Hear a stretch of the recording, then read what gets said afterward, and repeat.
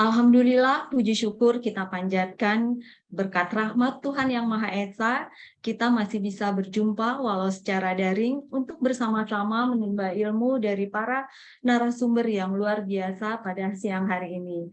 Dan semoga webinar kali ini berjalan lancar sampai akhir nanti. Berikut kami bacakan susunan acara. Yang pertama adalah sambutan-sambutan dari PT Songo Langit Persada, sambutan dari founder H2C Bali, dan acara inti yaitu pemaparan materi-materi dari para finalis, sekaligus diskusi dan tanya jawab yang nantinya akan dipandu oleh moderator kita. Yang terakhir adalah kesimpulan dan penutup. Baiklah, memasuki acara pertama yaitu sambutan dari Direktur PT Songo Langit Persada, Bapak Insinyur Haji Agus Urson Hadi Pramono. Kepada beliau, waktu kami persilakan. Silakan Pak Agus. Bismillahirrahmanirrahim. Assalamualaikum warahmatullahi wabarakatuh. Para peserta webinar pada hari ini yang saya hormati, para narasumber, Bapak Ikomang Suryawan, Bapak Darmawan, dan Bapak Gede Ngurah Widana yang saya hormati. Jadi masalah sampah ini adalah masalah yang selalu dan akan selalu mengiringi kita semua ya, mengiringi manusia sejak manusia ada dan akan terus ada sampai nanti manusia menjadi tidak ada, halnya begitu. Karena memang sampah ini lebih banyak dihasilkan oleh manusia. Dan juga bukan hanya manusia, termasuk juga untuk makhluk hidup, halnya begitu, baik binatang maupun juga yang lain. Yang kedua, populasi manusia ini kan akan semakin terus berkembang dan akan semakin banyak. Sementara ruang yang ada atau tempat itu tidak ada penambahan, sehingga otomatis populasi yang meningkat akan menyebabkan ruang yang semakin sempit, yang semakin menjadi berkurang. Karena manusia akan membutuhkan ruang ya, seperti itu. Yang berikutnya lagi adanya perilaku masyarakat ya, dan cara pandang masyarakat terhadap sampah itu sendiri juga akan mempengaruhi terhadap bagaimana kita mengelola sampah itu sendiri. Nah, oleh karena itu kita memerlukan upaya-upaya dalam pengelolaan sampah yang lebih baik lagi dan lebih baik lagi, bagaimana supaya sampah itu bisa bermanfaat, bagaimana supaya sampah itu lebih cepat terurai, karena kalau semakin lama tidak terurai, akan semakin menggunung, semakin banyak. Kalau lebih cepat terurai, berarti nanti akan cepat bisa berkurang, kemudian juga bisa dimanfaatkan dengan sebaik-baiknya. Yang kedua, yang berikutnya lagi adalah sampah itu menjadi tidak berbau atau tidak menimbulkan masalah. Dan yang terakhir, manfaat itu bisa untuk bermanfaat kepada masyarakat, entah itu nanti menjadi kompos atau pupuk ya, atau mungkin juga digunakan kembali untuk atau reuse lah, harinya begitu ya. Hari ini kita berbahagia karena kita mendatangkan 3 narasumber yang sangat berkompeten dalam bidang pengelolaan sampah yang mudah-mudahan bisa ikut memberikan alternatif solusi yang lebih lengkap dan lebih tuntas dalam pengelolaan sampah dari ketiga narasumber yang tadi sudah saya sebutkan di atas. Barangkali itu, mudah-mudahan webinar pada hari ini bermanfaat untuk kita bersama. Terima kasih. Assalamualaikum warahmatullahi wabarakatuh. Ya, terima kasih Bapak. Selanjutnya adalah sambutan kedua dari komunitas H2C Bali, Bapak Igusti Ngurah Atmaja, SST PAR MM CDC. Untuk waktunya kami persilakan. Oke, selamat siang Ibu. Apa suara saya dengar dengan baik? Oke. Baik, perkenalkan, nama saya Igusti Ngurah Atmaja Putra. Atas izin Tuhan Yang Maha Esa, saya mengucapkan terima kasih atas kesempatan pada pagi hari ini. Om Swastiastu, Assalamualaikum warahmatullahi wabarakatuh. Salam, nama budaya, dan salam sejahtera buat kita semuanya. Pada kesempatan ini, saya mewakili dari H2C, di mana kami merupakan suatu yayasan dalam hal bagaimana kita bisa peduli terhadap lingkungan. Nah, melalui kegiatan tema seminar hari ini yang berjudul Solusi Pengolahan Sampah Organik Ramah Lingkungan, di mana diselenggarai oleh PT Sungo Langit Persada yang merupakan suatu perusahaan yang sangat termasyhur di Bali tentunya. Nah, kegiatan ini kami sangat berharap melalui H2C yang mana sudah berdiri sejak tanggal 5 Juni 2022, kami sangat concern dan sangat berharap dengan terselenggaranya kegiatan seminar pada hari ini, kegiatan kami H2C pun bisa menjadi fasilitator dan mediator. Kami H2C merupakan Humanity, Hope, and Care yang sangat peduli dan memberikan perhatian kepada lingkungan terutama. Tapi paling tidak, saya juga mengucapkan terima kasih pada kesempatan pada hari ini kepada Bapak Komang Suryawan selaku narasumber. Itu beliau juga senior saya di Sibang Kajo. Kemudian kepada Bapak Ketut Darmawan sebagai pengelola TPS 3R, dan yang paling saya hormati pula adalah Bapak Dr. Insinyur Gistingurah Widyadano. Beliau merupakan fondasi yang sesuai disampaikan tadi. H2C memiliki tujuan untuk peduli terhadap lingkungan melalui pengelolaan sampah yang berbasis alam, organik, dan kemudian kita di dalam humanity-nya, kemanusiaannya adalah bagaimana kita mengedukasi masyarakat secara umum tentang memilah mengolah sampah yang ada. Karena sampah itu pada intinya bersumber dari rumah tangga. Maka dari itu bagaimana kita bisa menyadari masyarakat melalui H2C ataupun seminar kali ini kita bisa mengawali semuanya dengan cinta kasih terhadap diri dan alam. Dengan adanya cinta kasih dengan alam semesta, terutama di lingkungan rumah tangga sendiri, kita akan bisa mensupport kebersihan lingkungan yang ada di dunia seperti ini. Nah, dengan terselenggaranya kegiatan seminar hari ini, saya mewakili H2C Bali mengucapkan selamat dan semoga kegiatan pada hari ini bermanfaat buat peserta yang hadir pada siang hari ini dan memberikan edukasi yang bagus kepada kami ataupun peserta yang hadir untuk bisa bergerak bersama mewujudkan lingkungan yang bersih, asri, aman buat Bali tercinta Indonesia pada khususnya. Sekian yang bisa saya sampaikan. Salam lestari, salam organik, sehat buat kita semuanya. Rahayu. Om Santi Santi Santi. Wassalamualaikum warahmatullahi wabarakatuh. Salam sejahtera. Terima kasih. Iya, terima kasih Bapak. Selanjutnya tibalah kita ke acara inti, yaitu pemaparan materi dari para narasumber kita hari ini yang akan dipandu dengan Bapak moderator yang sudah tidak asing lagi untuk kita semua yang mengenal teknologi IM. Beliau adalah Bapak Iketut Jadiase SSOS. Beliau lahir di Buleleng, Busungbiu pada 30 Maret 1975 dan beliau adalah aktivis IPSA Bali yang sudah terjun memberikan penyuluhan teknologi IM kepada seluruh masyarakat sejak tahun 2005. Sudah 17 tahun beliau berkecimpung di pengembangan sumber daya alam dengan teknologi IM ini. Baiklah, waktu kami berikan kepada beliau untuk memandu ketiga narasumber kita hari ini. Semoga acara berjalan lancar dan sukses. Kepada Bapak Ketut Jadiase, kami persilahkan.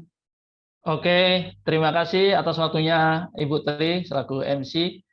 Selamat siang kepada Bapak Ibu peserta webinar yang sudah bisa join pada hari ini. Kita jumpa lagi di webinar pada hari ini dengan topik pengolahan sampah organik yang ramah lingkungan tentunya.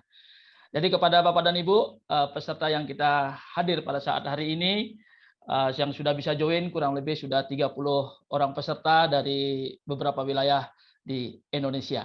Jadi sebelum kami mulai, izinkan kami mengucapkan kata salam. Assalamualaikum warahmatullahi wabarakatuh. Om Swastiastu, salam nama budaya, salam sejahtera buat kita semua. Jadi oke, Bapak Ibu peserta, episode kali ini kita akan bagi dengan 2 session. Jadi session pertama akan ada penyampaian materi dari 3 narasumber yang sudah berkompeten di bidang pengelolaan sampah saat ini.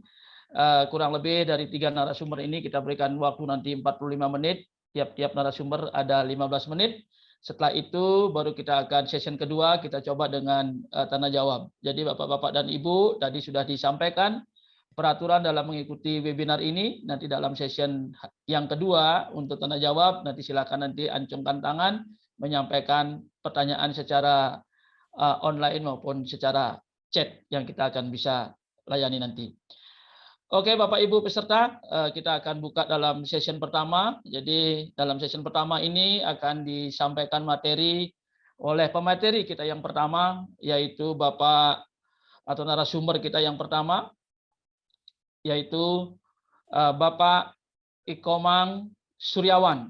Jadi Bapak Ikomang Suryawan ini sudah menekuni sekali atau sudah sangat aktif bagaimana mencintai lingkungan, terbebas daripada sampah.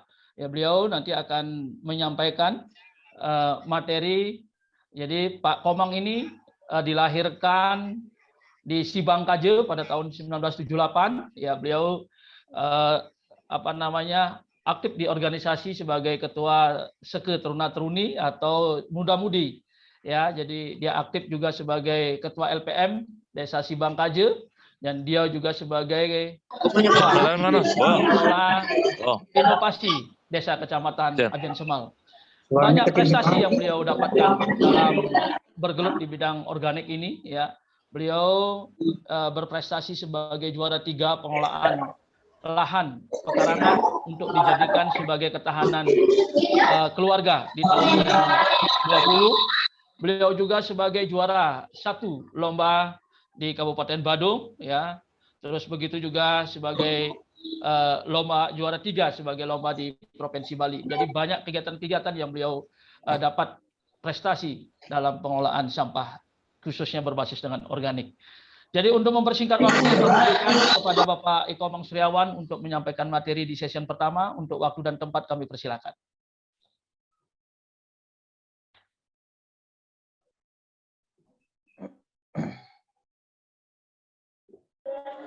Terima kasih. Apakah suara saya bisa didengar dengan jelas? Siap. Terima kasih atas waktu yang diberikan kepada saya untuk menyampaikan materi di kesempatan yang berbahagia ini. Sebelumnya, izinkan Titiang memanjatkan puja dan puji syukur kehadapan Tuhan Yang Maha Esa dengan mengaturkan penganjali umat, Om Swastiastu. Ya, terima kasih Pak atas kesempatan yang diberikan kepada kami di sini untuk menyampaikan materi, yaitu khusus mengenai bagaimana mengolah sampah berbasis sumber. Jadi sumber yang kami maksud ini adalah sumber dari sampah itu yang ditimbulkan. Dalam hal ini kami lebih memfokuskan pada sampah yang berbasis di rumah tangga. Izinkan sebelumnya kami menyapa para narasumber senior kita dari Pak Tut yang ada di Klungkung dan juga Pak Ngurah, di mana Pak Ngurah ini adalah sebuah sosok inovatif yang menjadi inspirasi saya dalam berkegiatan di bidang organik.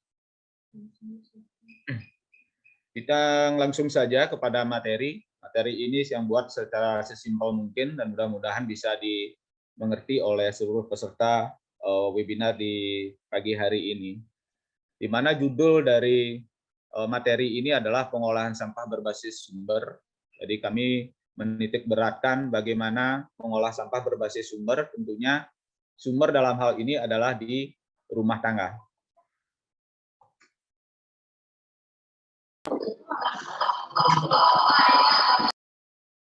Nah, jadi pokok pembahasan dalam materi ini yang pertama, pengertian dari sampah, yang kedua, sumber dari sampah, yang ketiga, jenis dari sampah, yang keempat, masalah yang ditimbulkan oleh sampah, dan yang terakhir, yang nomor 5 adalah solusi.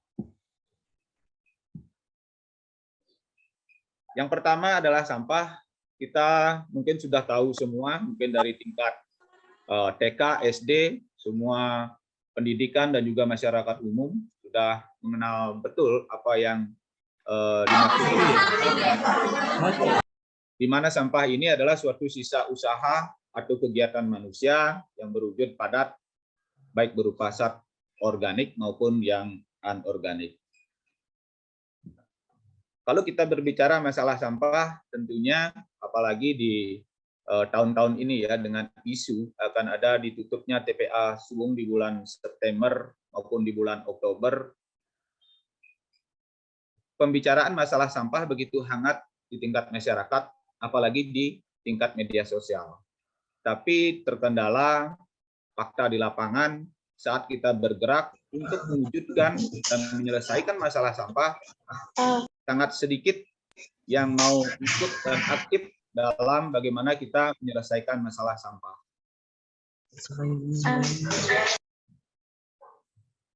Terus yang kedua, sumber sampah.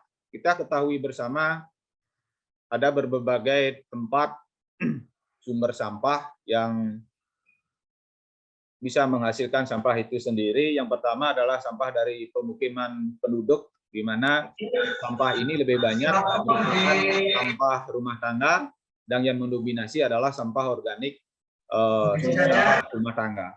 Yang kedua, dari tempat umum, itu baik dari pasar tradisional, tempat hiburan, dan juga yang lain. Yang ketiga, sampah dari sarana pelayanan pemerintah, itu baik dari gedung-gedung pemerintahan, sarana pelayanan, dan lain sebagainya. Sampah industri ini berasal dari sampah yang dari kegiatan industri, pabrik, pelaku usaha, maupun yang lain. Selanjutnya jenis sampah. Yang pertama, kita mengenal dengan sampah organik. Sampah organik ini adalah sampah yang dihasilkan dari bahan hayati. Sampah organik merupakan sampah yang menyumbang volume terbesar dari keseluruhan volume sampah yang ada. Nah, tentunya sampah organik ini, baik itu berupa sisa makanan, dedaunan, ranting, dan lain-lainnya, tentunya harus kita olah sebagaimana mestinya untuk mendapatkan produk yang lebih bisa kita gunakan. Apalagi Bapak Ibu, sampah dapur berupa sisa makanan, kalau kita tidak olah secara cepat dan benar, tentunya akan menimbulkan masalah baru. Terus yang kedua, sampah anorganik. Nah, sampah ini adalah sampah yang tidak bisa diurai oleh alam maupun mikroorganisme, di mana sampah ini contohnya berupa botol, plastik, dan lain sebagainya. Yang terakhir, sampah residu. Nah, sampah residu ini adalah sampah yang paling berat untuk diselesaikan, di mana sampah ini sudah tidak bisa diurai oleh alam, dan juga kita tidak bisa lagi untuk mengolah sampah ini untuk kita jadikan produk-produk yang lebih berguna. Nah, sudah menjadi tugas pokok pemerintah dalam hal ini untuk menyelesaikan dari sampah organik itu sendiri, karena pengalaman kami di rumah tangga, masyarakat tentunya tidak bisa menyelesaikan masalah sampah residu yang ada di masing-masing rumah tangga. Nah, masalah yang ditimbulkan oleh sampah itu mungkin yang saya tampilkan di sini hanya beberapa, dan banyak sekali masalah yang ditimbulkan oleh sampah itu sendiri. Yang pertama, menyebabkan polusi atau pencemaran, baik itu pencemaran udara, air, maupun laut. Nah, sampah organik kalau kita biarkan menumpuk, apalagi ditaruh di depan rumah, nah dalam proses penguraian sampah organik pasti akan mengeluarkan bau dan mengeluarkan cairan yang sering kita kenal dengan cairan lindi, dan tentunya ini akan menimbulkan suatu polusi atau pencemaran. Begitu juga sampah anorganik dan juga sampah residu, kalau kita tidak olah pasti akan menimbulkan pencemaran, apalagi kalau dibuang ke sungai, ke laut, dan lain sebagainya. Yang kedua, tentunya akan mengganggu kenyamanan. Sampah kalau tidak diolah secara benar, secara bersama-sama, dan apalagi tidak ada unsur peduli dari masyarakat itu sendiri, dibuang dan ditumpuk begitu saja, tentunya ini akan mengganggu kenyamanan kita selaku masyarakat. Yang terakhir, mengganggu keindahan. Bali merupakan destinasi wisata dunia, di mana Bali menjual keindahan dan juga budaya untuk mendatangkan kunjungan wisatawan dunia, baik itu domestik maupun internasional. Jadi kalau sampai masalah sampah tidak bisa kita tangani secara tepat, tentunya akan menjadi suatu ancaman tersendiri bagi pariwisata khususnya yang ada di Bali. Ya, kemana? Solusi permasalahan sampah, menurut kami tentunya di rumah tangga itu ada dua, bagaimana kita memilah dan mengolah sampah itu sendiri. Yang pertama, pemilahan. Pemilahan menjadi kata kunci bagi kami dalam proses menyelesaikan masalah sampah. Kita ketahui bersama kalau sampah masih dicampur, baik yang organik maupun yang residu, tentunya kita tidak bisa memanfaatkan sampah itu untuk menjadi produk atau barang-barang yang lebih berguna.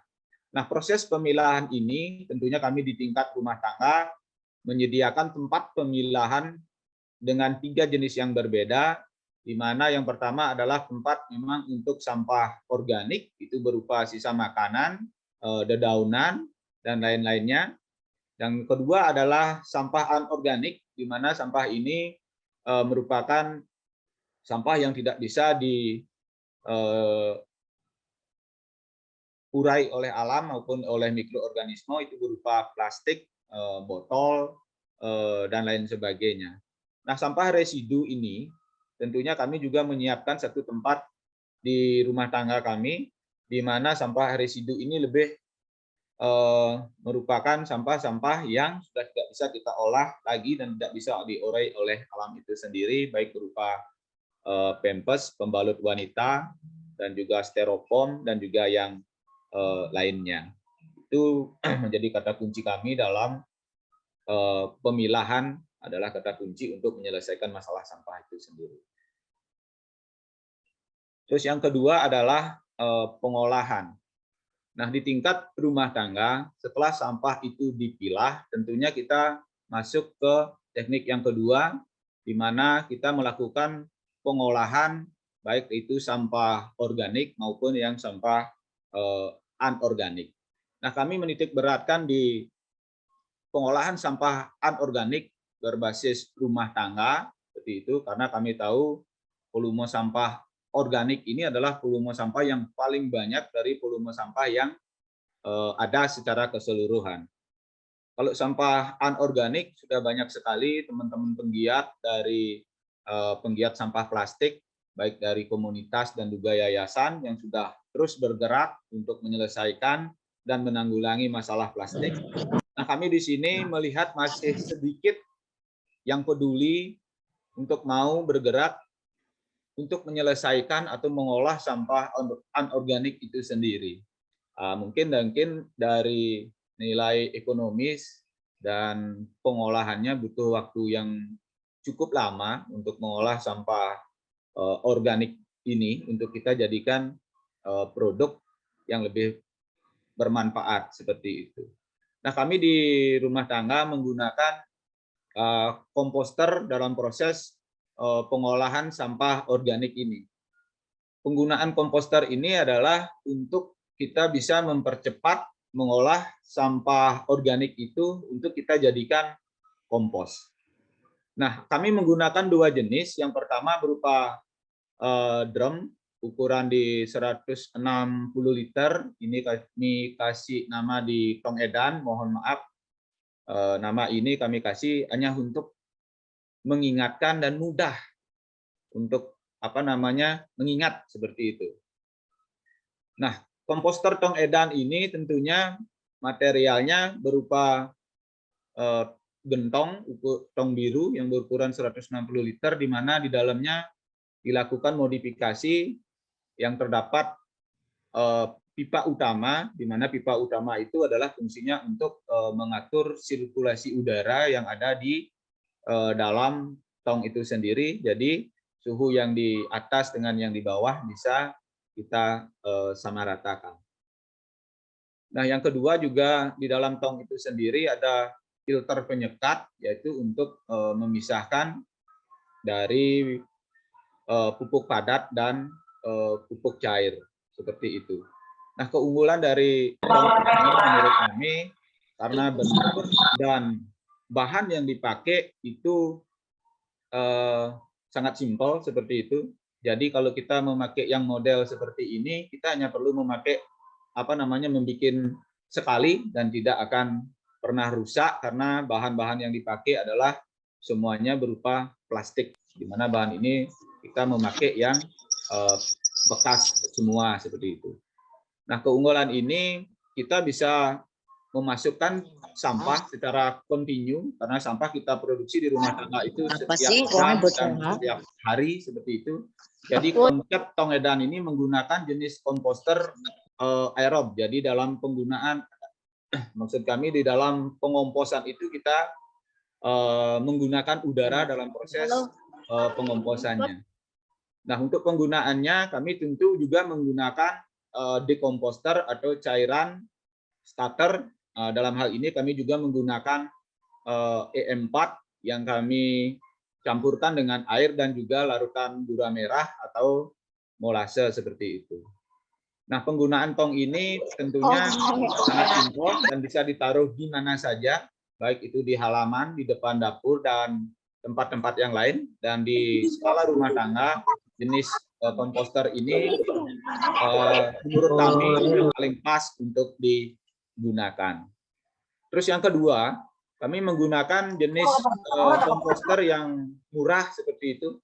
Jadi tidak mengeluarkan biaya dalam pembuatan komposternya, di mana komposter ini kami gunakan khusus untuk menyelesaikan sampah sisa upacara. Mohon maaf, kami di Bali dalam melaksanakan upacara keagamaan. Nah, dari sisa-sisa itu ada satu masalah dalam penyelesaian dari sampah sisa upacara ini karena jenis sampah yang ada di Bali itu berbeda, karakternya berbeda menurut pengalaman kami. Jenis sampah sisa upacara ini lebih banyak didominasi oleh bahan-bahan yang berasal dari daun kelapa dan juga ada dari lontar dan lain sebagainya, di mana tekstur dari sampah sisa upacara ini sangat berbeda jauh sekali dengan sampah rumah tangga yang lain, misalnya sampah dapur maupun daunan yang lain. Dan untuk proses pengomposan sendiri atau mengolah sampah sisa upacara ini perlu proses dan penanganan yang spesial menurut kami, apalagi di dalam pembuatan canang. Nah, dalam upacara di Hindu di Bali menggunakan canang, di dalam pembuatan itu menggunakan staples. Nah, staples ini mengandung besi yang dipakai. Nah, untuk mengolah ini kami menerapkan tentunya mencacah secara kecil-kecil sampah dari sisa upacara ini dan sedikit memodif mesin cacah yang kami gunakan dengan menggunakan magnet. Nah, tujuannya ini adalah untuk mengurangi kandungan besi yang ada di sampah sisa upacara itu sendiri. Walaupun sampai saat ini belum bisa kami selesaikan secara maksimal itu dari besi-besi yang tercampur di sampah sisa upacara. Nah, sampah sisa upacara ini pun kami lakukan di rumah tangga menggunakan sedikit memerlukan waktu dan teknik yang berbeda, di mana setelah dicacah sampah sisa upacara ini kami melakukan penyiraman atau perendaman dari sisa upacara ini untuk lebih melembutkan tekstur dari daun kelapa itu sendiri. Nah, secara sudah tercampur atau terendam secara merata, baru kita masukkan ke dalam komposter yang dimana bahan bakunya ini kita bisa dapatkan di lingkungan kita sekitar dan kebetulan di tempat kami sangat banyak sekali. Kami menggunakan komposter Rp0 ini, bahan utamanya adalah satu karung bekas, ini bekas pakan ternak dengan ukuran 50 kg, di mana di dalamnya kami pakai bambu atau bekas botol mineral yang ukuran 1,5 liter itu dengan tinggi bambu itu di 80 cm. Nah, fungsinya ini sama dengan konsep di tong edannya. Kami memang membuat lubang di dua sisi bambu tersebut untuk sirkulasi udaranya. Dan yang paling bawah kami menaruh sekam mentah atau serutan kayu. Nah, fungsinya untuk bagaimana kita mengantisipasi di dalam proses pengomposan itu akan mengeluarkan cairan lindi. Nah, setelah kita masukkan sekam ini, cairan ini itu akan ditahan oleh sekam, di mana kita tahu bersama sekam ini sangat kuat sekali dalam memegang air. Untuk dekomposter sendiri kami tetap menggunakan larutan EM4 yang dilarutkan dengan air dan juga larutan gula merah. Nah, ini dua jenis komposter yang kami pakai di rumah tangga. Dan untuk volume sampah yang ada di rumah tangga, kalau kita menggunakan dua jenis komposter ini masing-masing satu, dan kami yakin sampah organik yang bisa diolah dan tidak lagi kita mengeluarkan sampah organik kita yang di rumah tangga keluar dari rumah tangga itu sendiri.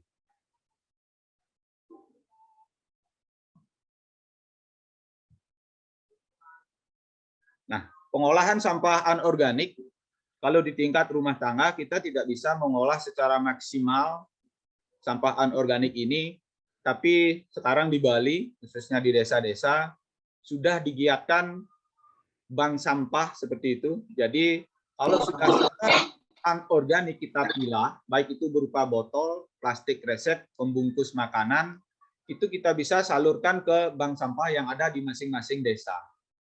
Nah, kalau kami di sini di rumah tangga mengolah sampah anorganik ini untuk kami jadikan dua produk. Satu adalah EcoBrick, di mana EcoBrick ini cara pembuatannya sangat simpel sekali. Jadi sampah plastik kresek, bungkus makanan, cemilan, makanan ringan, kita tinggal masukkan saja ke dalam botol air mineral seperti itu dengan kepadatan yang maksimal. Nah, jadi fungsi EcoBrick ini kita bisa untuk kita jadikan tabing dari taman atau kebun yang kita bikin di halaman rumah kita sendiri. Nah, untuk jenis sampah anorganik yang memang mempunyai warna yang bagus seperti bungkus makanan kecil seperti itu, kita bisa merangkai untuk kita jadikan barang-barang seni, baik berupa itu lukisan maupun berupa bunga dan lain sebagainya. Nah, kalau di tingkat rumah tangga tentunya tidak bisa secara maksimal. Kalau di tingkat industri tentunya sampah anorganik ini sudah bisa diolah untuk dijadikan barang-barang yang lebih berguna, baik itu barang yang sama maupun barang yang lain. Contohnya adalah alat-alat dapur, alat-alat perkebunan, dan lain sebagainya. Nah, ini beberapa produk yang kami hasilkan dari pengolahan sampah organik. Ini bisa kami membuat kompos sendiri dan juga kami bisa gunakan untuk media tanam sendiri. Karena kami di sini memang betul-betul memanfaatkan pekarangan rumah untuk kami tanami tanaman yang produktif, tanaman-tanaman pangan, sehingga lahan pekarangan itu bermanfaat dan bisa menjadi ketahanan pangan keluarga secara mandiri, walaupun tidak 100% seperti itu. Nah, kelebihan dari pupuk-pupuk yang kami gunakan secara mandiri tentunya bisa didistribusikan ke tetangga. Kalau memang dari segi ekonomi kita bisa jual untuk kita mendapatkan pendapatan keluarga sebagai tambahan seperti itu. Nah, dan untuk sampah residu, mohon maaf sampai saat ini pengolahan sampah residu di tingkat rumah tangga belum mampu kami lakukan, dan ini tentunya harapan kami selaku masyarakat, sampah residu akan menjadi tanggung jawab dari pemerintah, tentunya disalurkan melalui PPA, kalaupun nanti di TPST belum siap untuk menyelesaikan masalah sampah residu ini.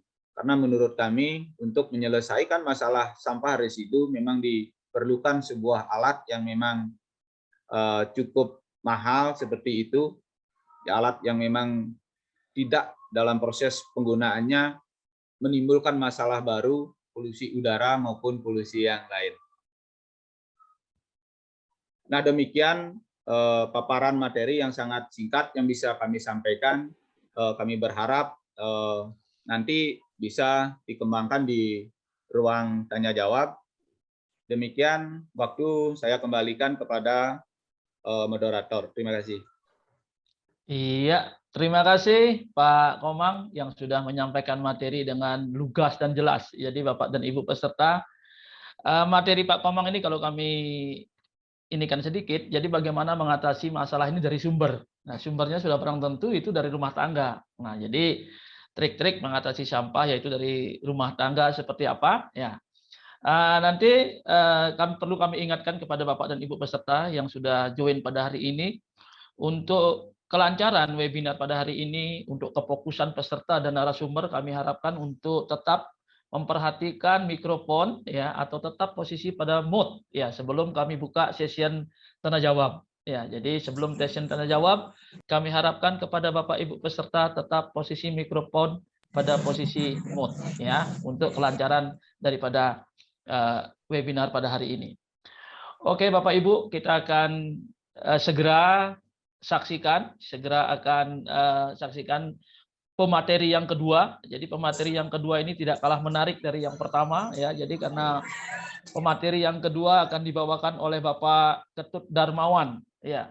Jadi Pak Ketut Darmawan ini beliau selain menekuni beberapa kegiatan yang berbasis organik ya di bidang pertanian organik ya, begitu juga pengelolaan sampah organik ya. Selain itu juga Pak Ketut Darmawan ini ya perlu kami sampaikan untuk profil beliau. Beliau dilahirkan di Desa Tangkas, Bali pada tahun 1978 ya. Dari riwayat pendidikan beliau sarjana 1 itu di Universitas Peternakan Udayana, Bali. Ya, jadi Magister Sains Pertanian Unwar. Ya, beliau juga banyak mendapatkan sertifikat terkait dengan pengelolaan sampah organik yang ramah lingkungan. Di antaranya yaitu penghargaan terbaik 1, pengelolaan TPS 3R wilayah Indonesia Timur. Yang kedua, penghargaan yang beliau dapatkan adalah Anugerah Silpakara, Nugraha Wisata, pengelolaan sampah organik dari Gubernur Bali. Yang ketiga, penghargaan beliau sebagai narasumber nasional TPS 3R Kementerian Wilayah Provinsi Bali. Nah, jadi pengalaman beliau sangat luar biasa dalam pengelolaan sampah organik ini. Ya, jadi kita akan segera dengarkan penyampaian materi atau pemaparan materi dari narasumber kita yang kedua yaitu Bapak Ketut Darmawan. Jadi untuk itu Bapak Ketut kami persilakan untuk menggunakan waktu yang kita sediakan. Terima kasih. Baik, terima kasih Pak Moderator, Pak Ketut Jadiarsa. Bapak Ibu semuanya, apakah suara saya masih didengar? Cek, ya. Jelas Pak. Baik, jelas. Ya. Selamat siang Bapak Ibu semuanya yang ada di seluruh Indonesia mungkin ya. Tadi saya lihat dari Kebumen, ada dari Kalimantan Tengah, ada dari Jawa Tengah, juga ada dari Bali, juga ada dari Dinas ya. Dinas. Sebelum saya mulai, izinkan saya mengaturkan pangajalimat Om Swastiastu. Assalamualaikum warahmatullahi wabarakatuh. Salam sejahtera untuk kita semua. Salam nama budaya. Bapak dan Ibu semuanya, terutama yang saya hormati Pak Gede Ngurah Wididana selaku founder EM Indonesia. Kemudian Pak Haji Agus Urson selaku Direktur PT Songgolangit Persada. Selamat siang Pak. Ya. Kemudian Bapak Komang Suryawan yang tadi sudah menyampaikan materi. Selamat siang Pak, luar biasa Pak.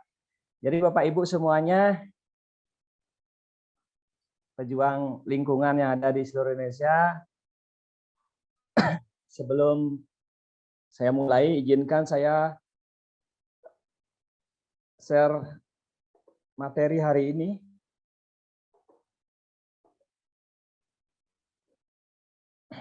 Baik Bapak Ibu, hari ini saya akan coba berbagi pengalaman dengan Bapak Ibu semuanya tentang bagaimana mengelola fasilitas penanganan dan pengelolaan sampah skala desa. Tadi narasumber pertama sudah menyampaikan pengelolaan sampah tingkat rumah tangga. Kami sekarang akan menyampaikan tentang pengelolaan sampah di skala desa. Nah, biodata kami sudah disampaikan tadi sama moderator, kami langsung saja. Nah, Bapak Ibu, tadi sudah diceritakan juga bagaimana kondisi tempat pemrosesan akhir atau TPA yang ada di Bali, terutama yang mungkin di beberapa daerah di Indonesia juga mengalami hal yang sama. Ya, rata-rata sudah mengalami overload atau kelebihan kapasitas. Kemudian sistem penanganannya juga masih kebanyakan open dumping, jadi ditimbun, kemudian ditata, dan cenderung dalam kurun waktu tertentu terjadi kebakaran. Nah, mungkin pemandangan ini adalah sebuah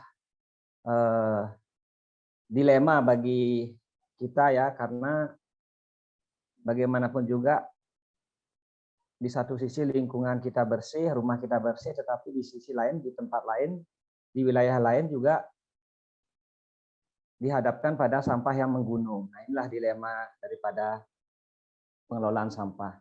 Nah, sampah juga merupakan isu nasional dan isu dunia, sehingga berbagai upaya-upaya terus dilakukan untuk penanganan sampah ini. Selanjutnya, nah tentu hal ini kita tidak akan biarkan, terutama teman-teman yang hadir hari ini yang memang bergelut langsung dengan penanganan sampah, baik di sekolah, kemudian di tingkat desa maupun di tingkat kabupaten. Hal-hal inilah yang harus kita tangani bersama, melibatkan semua komponen, sehingga kita tidak akan mewariskan hal ini kepada anak cucu kita. Nah, selanjutnya kami perkenalkan dulu solusi tentang sampah. Diperlukan sebuah upaya melalui fasilitas pengelolaan sampah. Nah, kalau kami tempatnya itu berada di Desa Tangkas, Kecamatan Klungkung, Kabupaten Klungkung, di mana desa kami memiliki luas wilayah 339 hektar, memiliki penduduk 3.800 jiwa. Kemudian fasilitas pengelolaan sampah ini kami dirikan tahun 2015, kurang lebih sudah 7 tahun berjalan dengan layanan 1.260 jiwa atau sekitar 315 kepala keluarga. Kemudian dari layanan 1.260 jiwa itu kami mengkoleks sampah rata-rata 1.200 sampai dengan 1.500 kilo per hari. Nah, ini tentu berfluktuatif tergantung daripada sampah yang diambil. Apabila ada hari raya, tentu sampahnya bisa 2 kali lipat dari volume yang normal. Nah, Bapak Ibu, untuk produk, kami ada produk kompos, kemudian bahan daur ulang. Kami memiliki 14 item bahan daur ulang yang bisa kita suplai untuk kebutuhan bahan daur ulang industri yang ada di Jawa. Berikutnya, program kami adalah ekowisata, jadi wisata lingkungan. Ini sebagai wujud bagaimana kepedulian wisatawan yang hadir ke Bali, yang berlibur di Bali, untuk turut serta dalam rangka penanganan sampah, terutama sampah plastik. Jadi kami ajak wisatawan yang hadir atau berlibur ke Bali, selain mereka menikmati keindahan Bali, juga mereka harus juga ikut serta penanganan sampah plastik. Ini program kami ini sudah berjalan sejak 3 tahun yang lalu sebelum COVID ya, dan kami akan mulai lagi program ini bulan Agustus tahun 2022 karena beberapa wisatawan sudah banyak request program-program ini. Kemudian kami juga ada edukasi lingkungan bagi anak-anak sekolah, kemudian pelajar, dan juga Karang Taruna. Nah, kami juga menghandle bank sampah yang ada di Nambanjar. Jadi yang dilaksanakan setiap sebulan sekali. Jadi ini Bapak Ibu, lokasi kami, tempat pengelolaan sampah kami itu sangat dekat dengan rumah penduduk, bahkan berdempetan dengan rumah penduduk. Hal ini tentu diperlukan upaya penanganan sampah secara optimal. Baik, kami lanjutkan. Nah, ini regulasi pendukung, ada peraturan gubernur tentang pengelolaan sampah berbasis sumber, ada pembatasan timbulan sampah plastik sekali pakai, yaitu peraturan gubernur nomor 97 tahun 2018. Nanti ini tidak perlu kami jelaskan secara detail, yang jelas konsepnya adalah prinsipnya bagaimana sampah itu habis di rumah tangga, habis di desa, dan tidak sampai sampah ini menjadi beban di daerah atau di kabupaten, terutama di TPA. Jadi konsepnya seperti itu.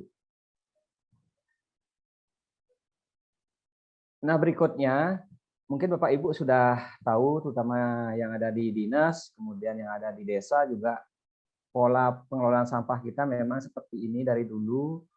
Kami sejak 7 tahun yang lalu sempat juga berpikirnya seperti ini.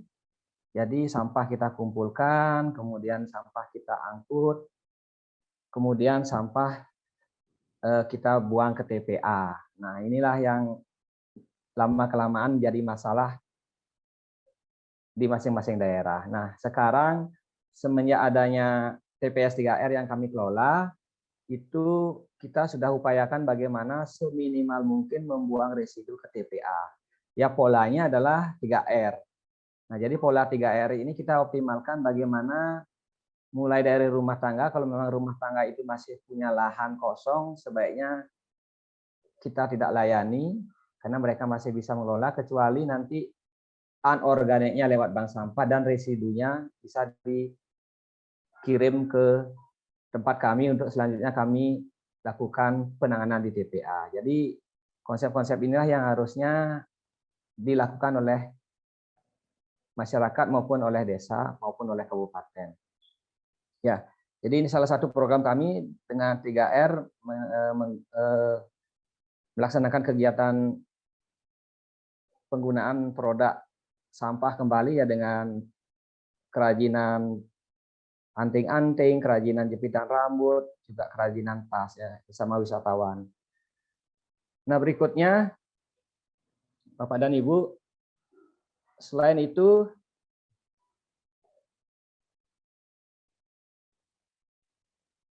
upaya-upaya yang kami lakukan dalam pengurangan timbulan sampah melalui 3R inilah dengan sosialisasi desa adat. Ya, karena desa adat sendiri adalah bagian dari sistem tata kelola persampahan yang ada di desa. Ya, karena di pura itu banyak sekali dihasilkan sampah, baik sampah upacara dan juga di fasilitas-fasilitas umum. Nah, tentunya diperlukan sebuah upaya untuk memanajemen sampah anorganik dan organik ini sehingga lebih cepat bisa kita kelola. Karena kalau tidak itu kita lakukan dengan cepat, kami khawatir di sekitar lokasi kami yang banyak penduduk ini akan komplain, Pak. Nah, syukur selama 7 tahun belakangan ini, karena kami sudah habis pengelolaan sampahnya dalam hari itu, jadi tidak ada masalah yang kami hadapi.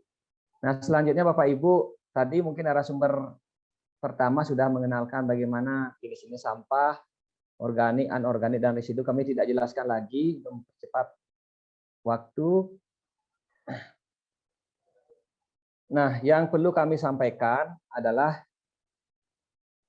proses pemilahan barang lapak. Jadi, kalau kami di Bali itu multi layer atau plastik bekas snack, ciki anak-anak itu masih bisa kami manfaatkan untuk bahan daur ulang.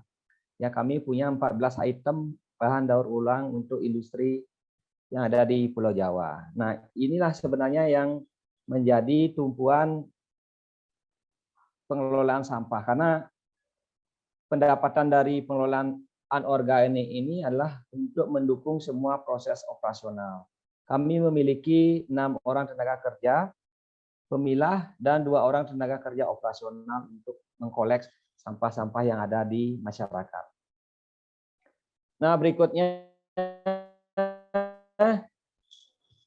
kami sampaikan bagaimana sih alur proses pengolahan sampah di tempat kami.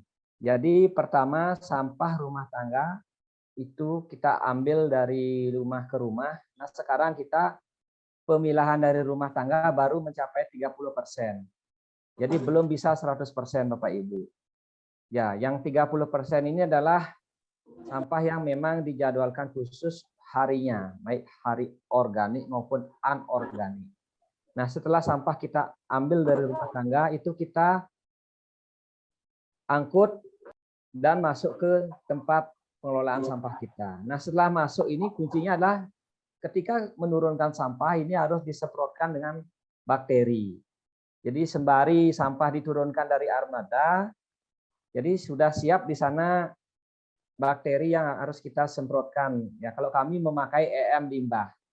Jadi ini sangat membantu untuk mempercepat proses dekomposisi sampah organik dan juga untuk mengurangi apakah begitu? Bau dan lalat. Nah, setelah itu Mas setelah Dudek. treatment penyemprotan dengan bakteri, kami lakukan pemilahan sesuai dengan jenis, ya, baik anorganik, organik maupun residu. Jadi tentunya yang organik kita pakai pupuk kompos. Nah, ini Bapak Ibu penanganannya. Jadi penanganannya sangat-sangat sederhana sebenarnya. Jadi dengan alat-alat sederhana, tidak perlu menggunakan alat-alat yang canggih ya kalau menurut kami. Ya mungkin untuk residunya yang diperlukan adalah penanganan yang khusus. Jadi diperlukan teknologi tertentu. Jadi sampah datang, dipilah, dikelompokkan sesuai dengan jenis, kemudian dilakukan pencacahan, dilakukan proses dekomposisi. Kemudian yang anorganiknya juga dipilah menjadi 14 item. Nah, nanti produknya itu ada kompos, ya, yang bisa kita distribusikan untuk masyarakat dan juga kita gunakan untuk pengembangan mendukung pertanian organik. Nah, selanjutnya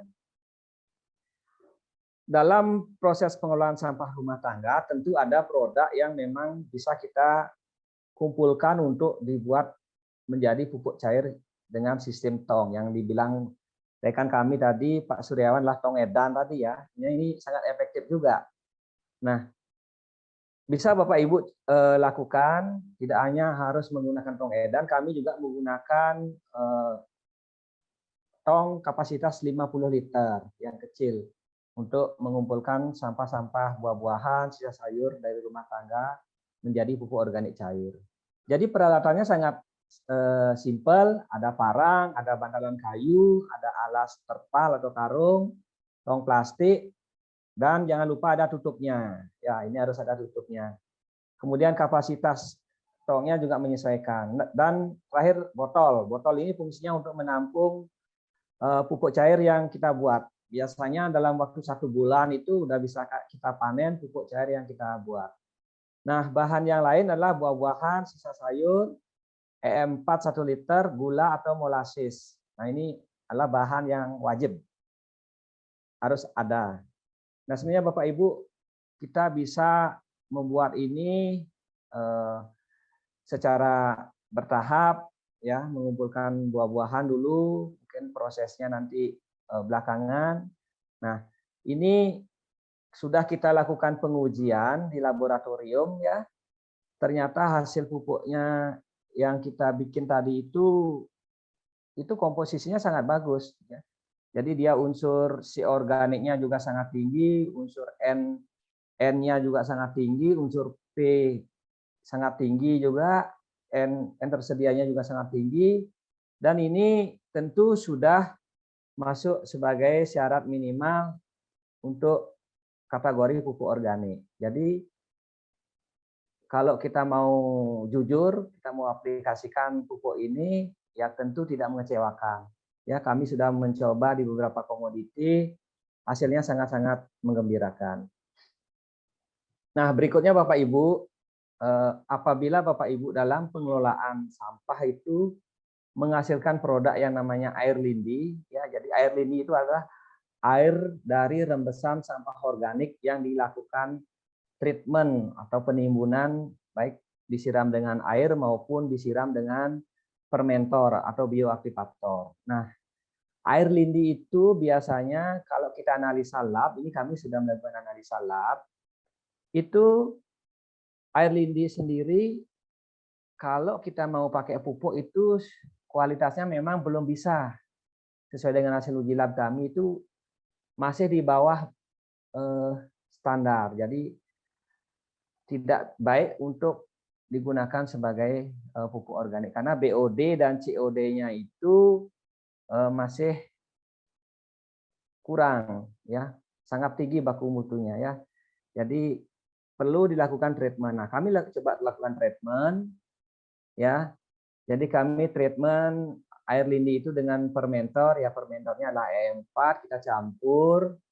Nah, setelah kita fermentasi selama 2 minggu, ada 3 minggu, ada 4 minggu, ada 1 bulan, itu dari segi komposisi memang dia masih kurang unsurnya, tetapi paling tidak dia sudah bisa kita gunakan untuk pupuk cair. Artinya dia tidak berpengaruh negatif terhadap tanaman. Berpengaruh negatif terhadap tanaman itu maksudnya tanaman tidak mati atau tidak kerdil gitu loh. Artinya ya aman-aman saja lah bagi tanaman. Tetapi dari segi komposisi nilai nutrisi memang masih rendah, terutama di unsur N dan P. Nah, kalau unsur K-nya tentu sudah tinggi, sudah bagus. Nah, inilah yang perlu kita tambahkan komponen-komponen nutrisi sehingga pupuk air lindi itu bisa kita manfaatkan dengan sebaik-baiknya. Nah, ini hasil uji lab kami terbaru, ini baru 1 bulan. Nah, sekarang apa dampak dari pengelolaan sampah di tingkat desa? Jadi dampaknya kami rasakan, satu, bau sampah yang kita kelola juga tidak menyengat, jadi sehingga masyarakat tidak komplain. Buktinya kami hampir setiap seminggu 2 kali mengajak tamu ke sana, mereka juga enjoy aja dengan ikut serta program wisata lingkungan kami. Kemudian populasi lalat juga bisa kami kendalikan. Kemudian sampah lebih cepat busuk, ya, yang biasanya 2 bulan, 2 bulan setengah baru bisa kita manfaatkan sebagai pupuk, ini dengan pola intensif itu 27 hari sampai 30 hari itu sudah bisa kita manfaatkan. Sehingga ruang pengolahan pupuk kita tidak menumpuk. Nah, inilah sebenarnya yang dihadapi oleh teman-teman pengelola TPS 3R atau TPST, bagaimana sampah organik itu yang menumpuk. Karena karakteristik sampah organik itu kan banyak mengandung lignin, silulose, sehingga lebih sulit diurai oleh bakteri, ya. Nah, maka diperlukan sebuah metode teknologi untuk menguraikan. Salah satunya kami gunakanlah E4 untuk mempercepat proses penguraian itu. Nah, kami sudah uji coba beberapa produk kami, baik di bawang, di tanaman bunga, di cabai itu, hasilnya itu ya tidak mengecewakan lah. Artinya kita tidak membeli pupuk kimia, tetapi mampu mendapatkan hasil yang optimal. Kemudian taman-taman kami yang ada di lokasi TPS kami juga kami gunakan untuk kebun, untuk penataan tanaman. Nah, berikutnya penyerapan tenaga kerja, ya.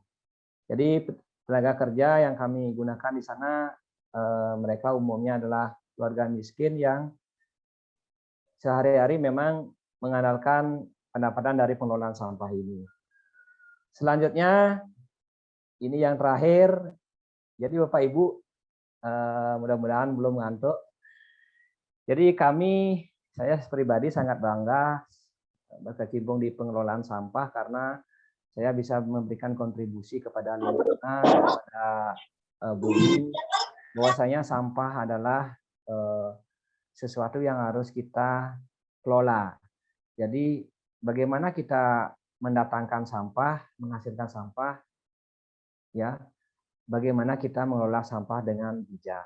Tentu harapan kami teman-teman pejuang lingkungan yang bergabung hari ini memiliki semangat yang sama, memiliki visi yang sama untuk membangun kesadaran kita mengelola sampah. Saya kira itu Pak Moderator, materi saya, mudah-mudahan ada manfaatnya. Mohon maaf jika ada hal-hal yang kurang berkenan. Saya tutup dengan para mesali Om Santi Santi Sali Om. Wassalamualaikum warahmatullahi wabarakatuh. Terima kasih.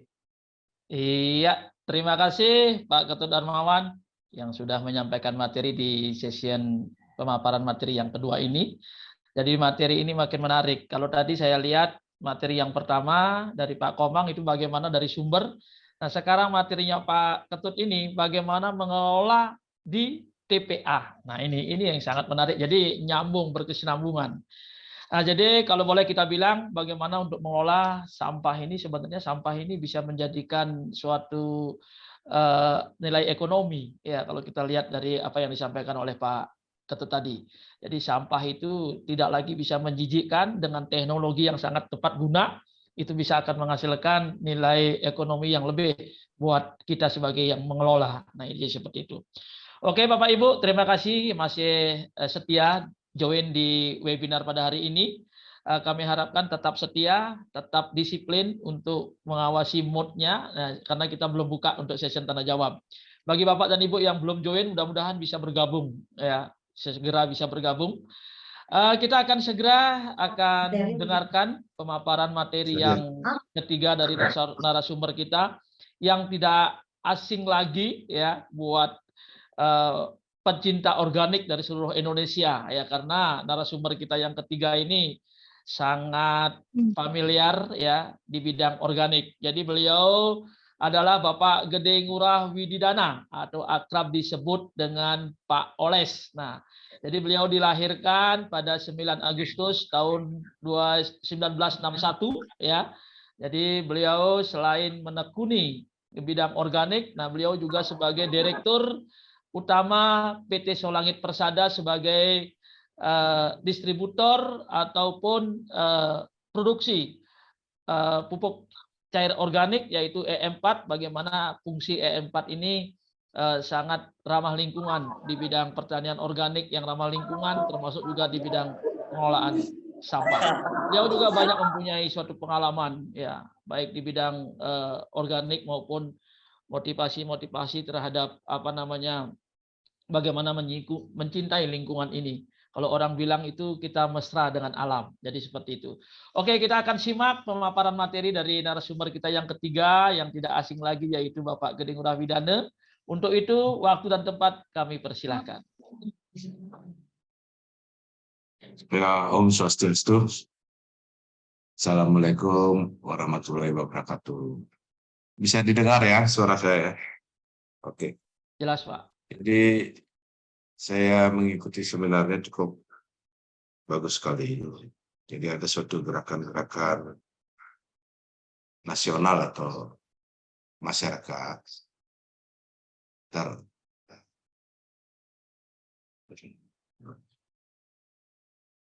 Ini ditutup aja nih. Ya. Ya. Jadi karena kita online, ya tergantung jadi juga dari kualitas internet ya. Maklum nih. Jadi harus cukup sabar juga kalau ada lola ya, loading lambat. Seminar ini khusus tentang sampah dengan teknologi IM sesuai dengan pengalaman. Sudah banyak ada yang berpengalaman tadi narasumbernya, jadi sangat inspiratif ya. Gerakan-gerakan pengolahan sampah organik ini bukan saja dari masyarakat, tapi harus juga ada strategi dari pemerintah. Kenapa? Karena pemerintah itu membuat keputusan. Keputusan itu yang bagaimana misalnya pengurangan plastik misalnya, atau keputusan untuk tadi reuse, recycle. Itu udah dari dulu ya. Di Jakarta digerakkan, kemudian dari universitas ini harus, dan peneliti harus ada gerak cepat, dan ditangkap keputusan itu oleh LSM dan juga pengusaha dan masyarakat luas. Bahwa ini sangat penting, karena tanpa suatu gerakan atau kebijakan yang tepat, sampah ini akan jadi masalah. Semakin banyak orangnya, itu sampahnya akan semakin numpuk.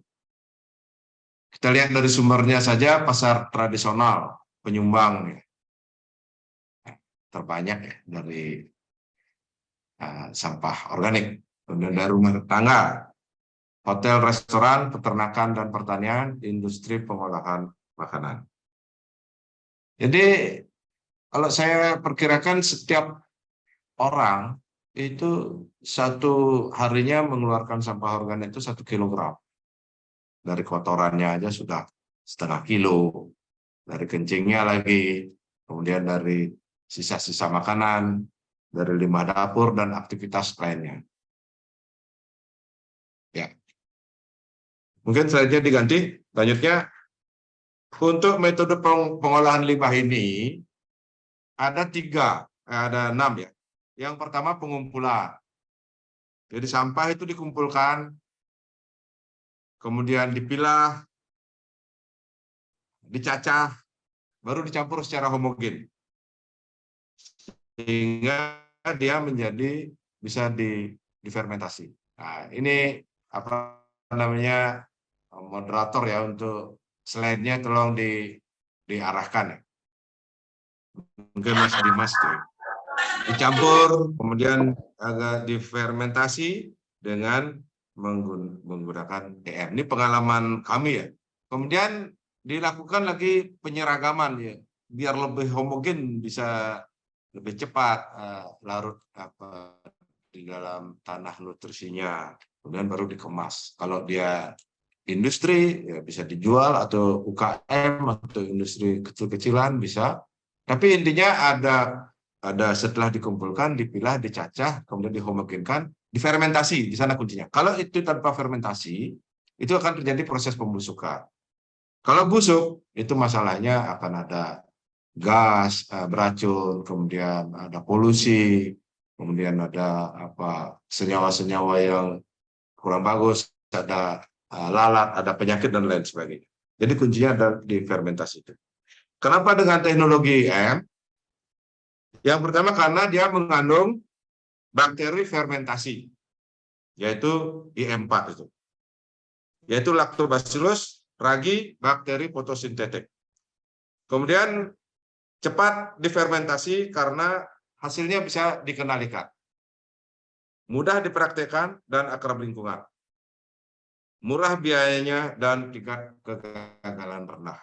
Karena hasil daripada fermentasi ini adalah dia menghasilkan senyawa-senyawa gula, asam amino, asam organik, antibiotik, vitamin, senyawa biogenik, dan hormon pertumbuhan hormon. Ini sudah diteliti ya, hasil-hasil daripada yang disebut dengan proses pembuatan bokasi cair, bokasi padat, fermentasi dari kotoran ternak dan lain sebagainya. Itu kenapa bisa bagus menyuburkan tanah? Karena senyawa asam amino itu yang disebut secara keseluruhan antioksidan dihasilkan dari proses fermentasi.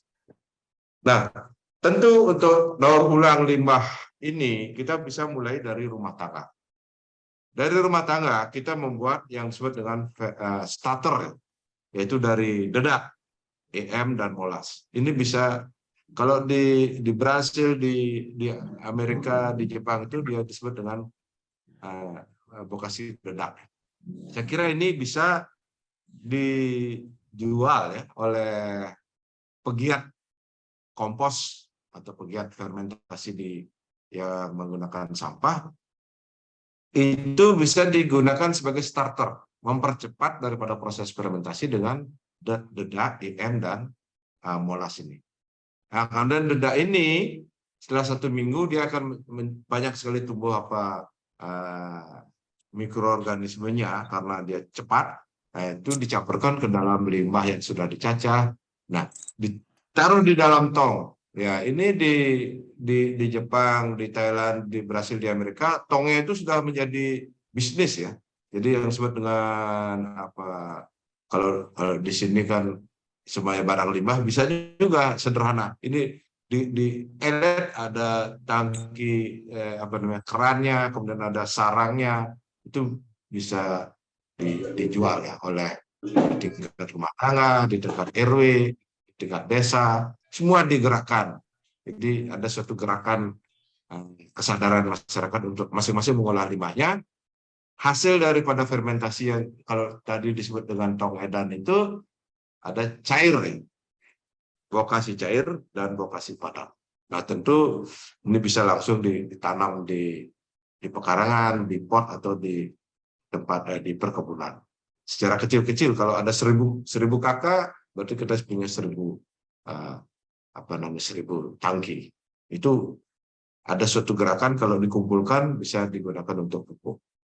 Nah, kemudian daur ulang limbah air beras. Ini juga sudah menjadi suatu gerakan di Jepang dan di Korea dan di Malaysia untuk air beras itu kalau difermentasi dengan EM bisa dalam bentuk botol aqua atau jerigen ya, jerigen 20 liter atau 5 liter atau 10 liter itu dituangkan ke got. Kalau sudah terfermentasi dituangkan ke got. Jadi gotnya menjadi berkurang baunya, lalu nyamuk itu jentik-jentiknya juga berkurang. Dan kalau sudah ke sungai dia akan terus hidup begitu, bau sungai juga berkurang, kemudian endapannya terlarut sehingga lebih cepat dia tidak mengendap, terjadi pendangkalan pada sungai. Kemudian air cucian beras itu yang terfermentasi bisa juga dibuang ke toilet atau digunakan untuk pupuk cair. Jadi dicairkan lagi, kemudian digunakan untuk pupuk cair. Nah, selanjutnya untuk membuat bokasi starter yang disebut dengan dedak yang terfermentasi itu sangat murah ya dan mudah biayanya. Dedak itu kalau bisa dedak yang bagus ya, yang murni. Kemudian dicampur dengan EM, dengan molas dan air, kemudian kira-kira 30% ya kadar airnya. Nah itu kalau sudah di dalam kondisi anaerob dia akan berbau manis ya seperti tape. Ini dikering anginkan. Nah inilah yang bisa dijadikan produk untuk pengolahan yang disebut dengan starter daripada fermentasi. Jadi fermentasi secara kering ya. Tambah bisa juga nantinya di nama EM. Kemudian fermentasi limbah organik dengan EM. Ini banyak sekali hal yang bisa difermentasi. Yang pertama urin dari hewan atau ternak. Kebanyakan ya kelinci, kemudian kambing atau sapi. Kalau di Bali bisa juga urin dari limbah cair daripada kotoran babi. Untuk kebutuhan lokal. Nah, ini fermentasi urin ini bisa sangat bagus untuk pupuk cair, disiramkan ke tanaman keras ya seperti kopi, coklat, kemudian ke padi bisa juga dialirkan melalui saluran air. Kemudian fermentasi pupuk kandang cair.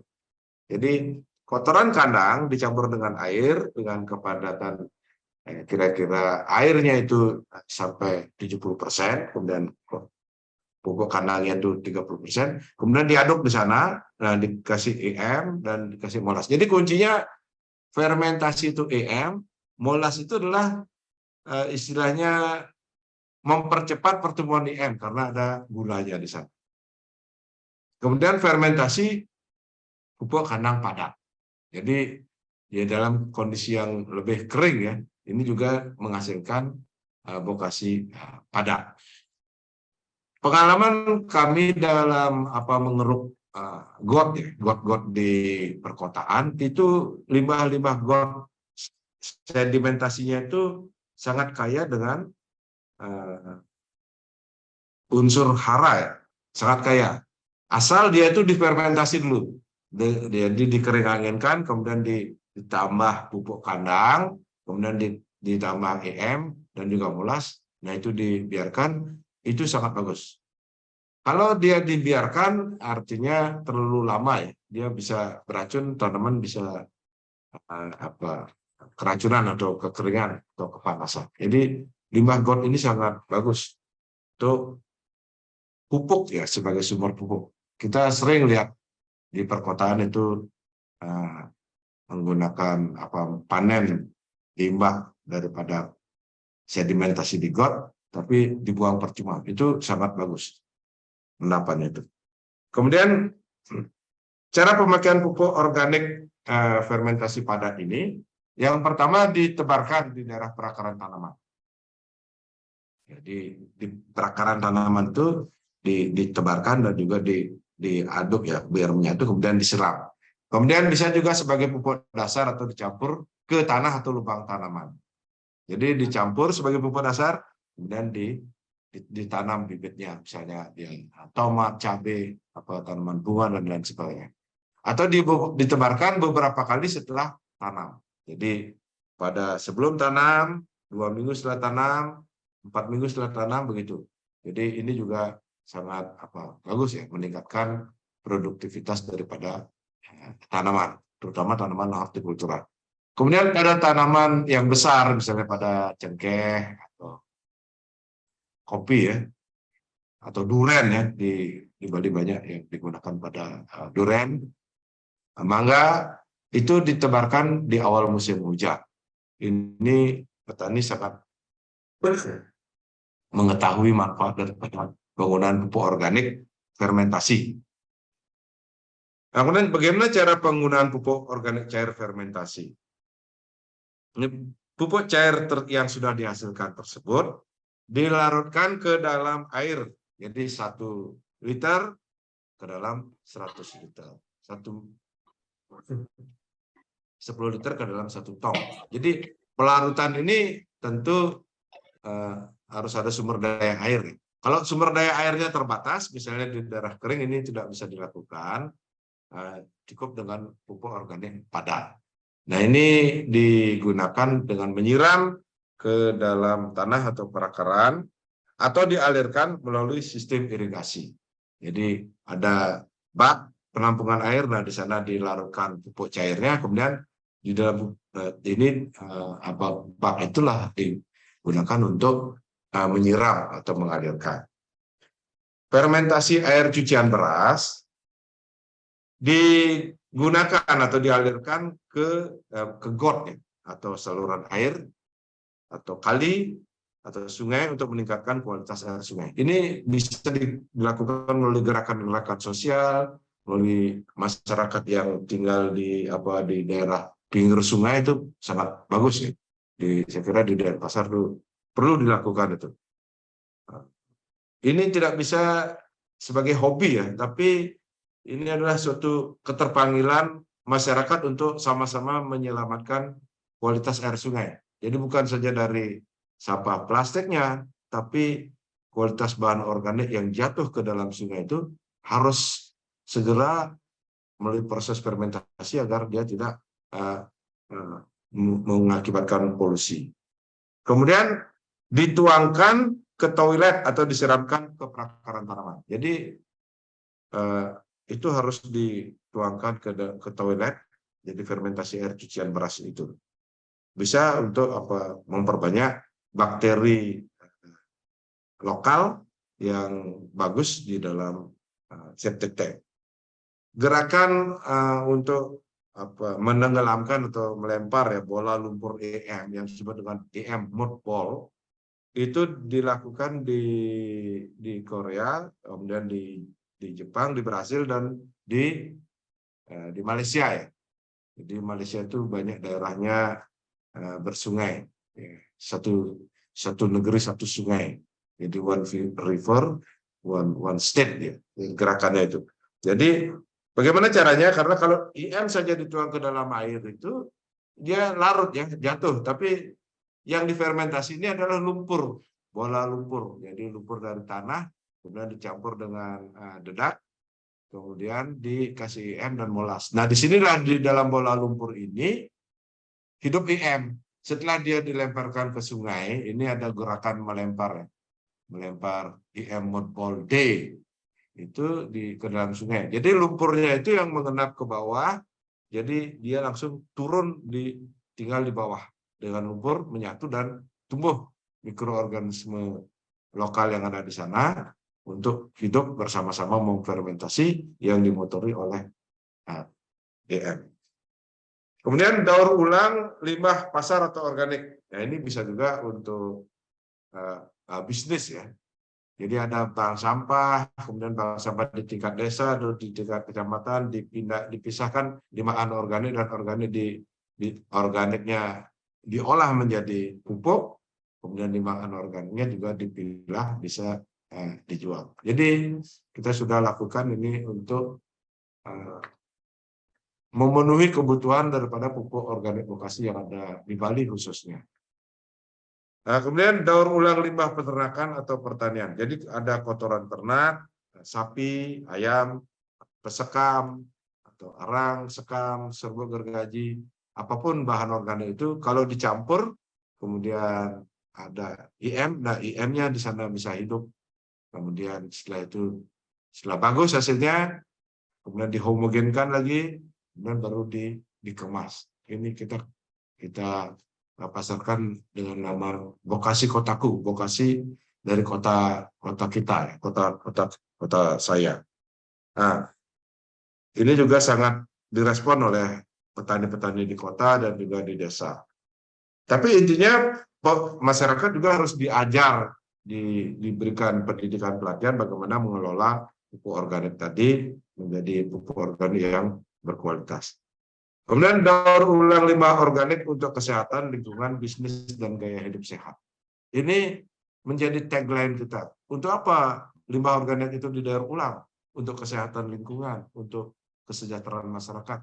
Bisa juga untuk bisnis ya, untuk membantu petani, kemudian hotel, restoran, villa, kemudian taman di kota, karena pasti juga kekurangan pupuk organik. Di satu sisi ada bahan baku itu kalau dikelola akan menjadi pupuk itu akan bisa meningkatkan kesejahteraan. Ini menjadi suatu industri pupuk organik dari bahan yang tidak bermanfaat. Dengan tagline juga gaya hidup sehat, bahwa keren gitu kita mengelola lingkungan menjadi suatu bisnis, hidup sehat, hidup berkualitas. Tentunya dengan teknologi fermentasi. Nah, sebagai penutup saya sampaikan terakhir bahwa sampah organik sebagai sumber bahan baku pupuk organik. Jadi kita melihat, kalau dulu orang melihat sampah organik dibuang, tapi sekarang sampah organik itu adalah uang. Jadi potensi bisa untuk pupuk, bisa untuk makanan ternak, bisa untuk kesuburan tanah dan juga kelestarian lingkungan. Kemudian dengan teknologi IM bisa digunakan untuk fermentasi bahan organik.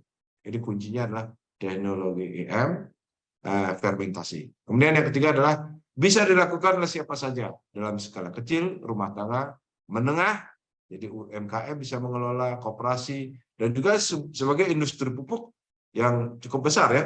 Ini bisa dilakukan di TPA oleh siapa? Oleh yang tertarik dalam bergerak industri pupuk atau oleh perusahaan daerah atau perusahaan yang ada di TPA. Kemudian dengan daur ulang dengan teknologi IM sebagai gerakan sosial hidup sehat ramah lingkungan. Inilah sebenarnya yang menarik ya. Kita bisa melakukan gerakan sosial, kita bisa menarik investasi, kita hidup sehat dan juga pariwisata hidup dengan bagus. Jadi sekian dan terima kasih. Mudah-mudahan ada manfaatnya pengalaman-pengalaman ini. Kita saling sharing dan juga saling mendorong bisa membangun Bali khususnya. Terima kasih. Assalamualaikum warahmatullahi wabarakatuh. Om Santi, Santi, Santi. Aku tetap berlebihan. Iya, terima kasih Pak Gedeng Urah Wididana sudah menyampaikan materi di session hari ketiga dari narasumber yang kita siapkan. Jadi kepada Bapak dan Ibu tadi sudah jelas sekali ya, jadi bagaimana pemanfaatan teknologi E4 ini untuk di organik. Jadi sebenarnya dengan teknologi probiotik E4 yang diproduksi oleh Bapak Gede Wirawidiran ini sangat bermanfaat sekali untuk bagaimana kita menjaga lingkungan ini tetap lestari, jadi seperti itu. Jadi tadi juga sudah disampaikan beberapa manfaat daripada air cucian beras dan lain-lain. Jika kita fermentasi dengan teknologi E4 ini sangat berguna sekali untuk kehidupan kita ke depan. Oke Bapak Ibu, kita tadi sudah saksikan penyampaian 3 narasumber yang sudah kita siapkan. Jadi kita sudah tiba di session berikutnya, yaitu session tanya jawab. Ya, kami harapkan kepada 3 narasumber yang sudah menyampaikan materi tadi tetap station di monitor masing-masing, karena nanti akan ada beberapa pertanyaan yang akan disampaikan oleh peserta yang sudah bisa join pada hari ini. Jadi untuk session selanjutnya kepada Bapak dan Ibu, untuk yang ingin bertanya silakan nanti jangan lupa untuk menyampaikan nama, alamat atau asal dari mana. Alamat itu ditujukan ke narasumber yang berapa, atau ada 3 narasumber. Yang pertama ada Bapak Komang, yang kedua ada Bapak Ketut, yang ketiga ada Bapak Gede Ngurah Wididana. Nah, nanti silakan ya, Bapak-bapak dan Ibu yang menanyakan langsung kami persilakan. Waktu dan tempat kami persilakan kepada peserta yang ingin menanyakan. Di session ini kita akan batasi untuk penanya bisa menanyakan langsung ke narasumber. Untuk itu kami persilakan. Ya, terima kasih. Ya, jadi tentu ada ini ya istilahnya biar hangat ya suasananya. Jadi pengalaman dalam pengolahan sampah organik ini sangat penting ya. Jadi kita harus mulai dari tingkat rumah tangga dulu. Jadi apa yang dihasilkan oleh ibu atau saudara kita yang memasak di dapur, kita pilah di sana, kita cacah, kemudian dikasih fermentasi atau dengan bokasia terbuat dari dedak, kemudian ditutup dengan ember kecil.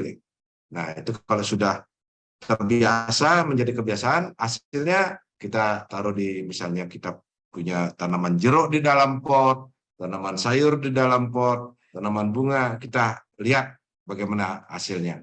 Nah, tentu ini akan menjadi kebiasaan ya, terbiasa di tingkat rumah tangga, kemudian ditiru, kemudian diajarkan. Jadi belajar dengan melihat. Jadi bukan belajar dari seminar ya, dengan melihat, kemudian praktek langsung.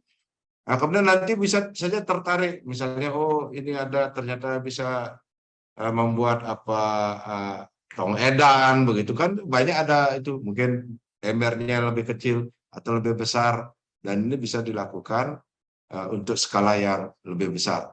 Jadi cairan daripada ya, hasil fermentasi itu dari pupuk apa namanya dari limbah dapur itu kalau dilarutkan ke dalam air, disiramkan ke dalam pot, itu sangat bagus ya hasilnya. Jadi subur sekali. Tentu baunya agak asam ya, asam-asam sedikit. Itu bisa dilakukan dengan coba. Siapa tahu nanti bisa mengelola bank sampah yang lebih besar, kemudian menjadi industri atau bisnis. Sama dengan pengalaman kami membuat pupuk organik, itu semuanya dari kecil-kecil dulu. Akhirnya nanti bisa akan menjadi tambah besar. Silakan dilanjutkan Pak moderator. Iya.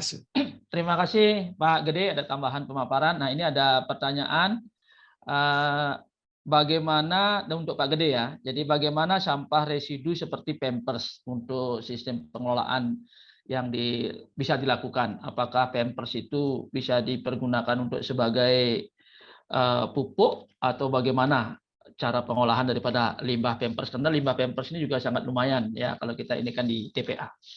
Terus yang kedua, pertanyaan yang kedua dari Bapak Gede Martrayasa ya. Jadi swakelola dari Denpasar, jadi inovasi yang telah disampaikan. Jadi bagaimana untuk mengelola sampah dengan baik, jadi seperti itu. Nah, ini coba mohon nanti bisa dijelaskan kembali Yang pertama tentang Pampers itu bagaimana untuk sistem pengolahan. Kami persilakan Pak Gede Ngurah-Wididana, silakan.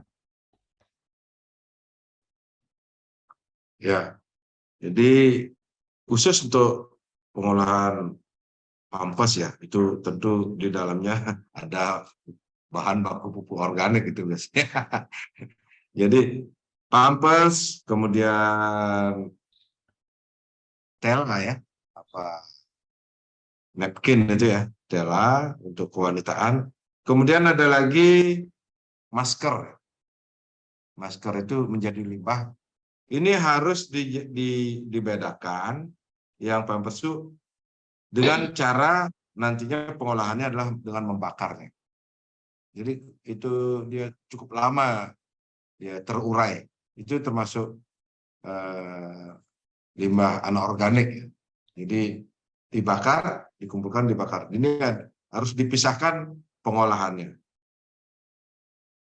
Nah, kemudian untuk pertanyaan dari Pak Gede apa? Gede Patrayas.